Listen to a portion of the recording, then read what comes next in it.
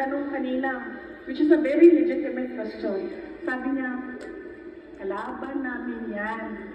We cannot ever work. Which is true. Ako, pag may kalaban na kita for life. Hindi na kita. Pwede maging kaibigan. Pag sinabi ko, magkaaway na tayo, tapos na yan, wala na tayong babalikan.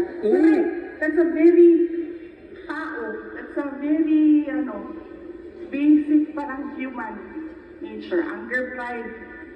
Wala kang anger, wala kang pride, hindi ka na tao. Diba? Correct. Yes. Pero, as I said, in which was announced by Attorney Karen kanina, we can be individually positive.